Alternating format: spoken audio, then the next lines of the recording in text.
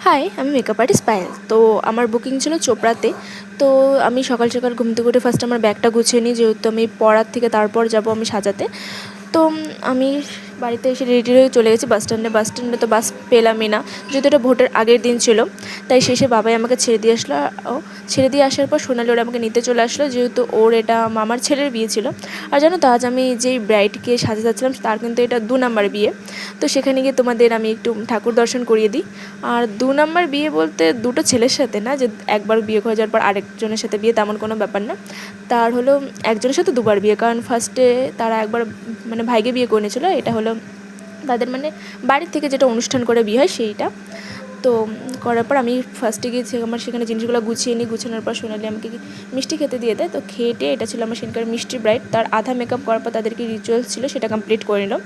দেন তারপরে আমি আবার আমার ফুল মানে যেটা বাকি ছিল সেই মেকআপটা করা শুরু করলাম। আর সেখানে লাইটের মানে প্রচুর অসুবিধা ছিল, যেহেতু গ্রাম সাইড। তো আমি ফোনের ফ্ল্যাশ জ্বলে ফুল মেকআপটা করেছিলাম। আর এটা ছিল সেদিনকে আমার ব্রাইডের ফুল লুক। তো তোমরা বলো কেমন হয়েছে। আর তোমাদের জানিয়ে দিই যে আমার ব্রাইডাল বুকিং স্টার্টিং অনলি 4000। তো তোমরা চাইলে প্লিজ কন্ট্যাক্ট করে নিও। আর মানে এই রিচুয়ালসটা একদম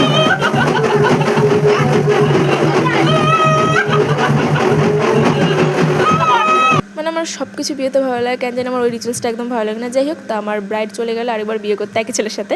তো দেন তারপরে আমিও খাওয়া দাওয়া করলাম, যেহেতু এটা ভোটের আগের দিন ছিল। তো বাড়ি যাওয়ার সময় তো একদমই গাড়ি পাওয়া যেত না, তাই আমার বাবা মা চলে গেছিলো আমাকে নিতে। তো এইভাবে কাটলো আমার দিনটা। তোমাদের যদি আমার কাজ ভালো লাগে তো প্লিজ আমার সাথে কন্ট্যাক্ট করো। আর দেখা হচ্ছে অন্য কোনো ভিডিওতে। টাটা।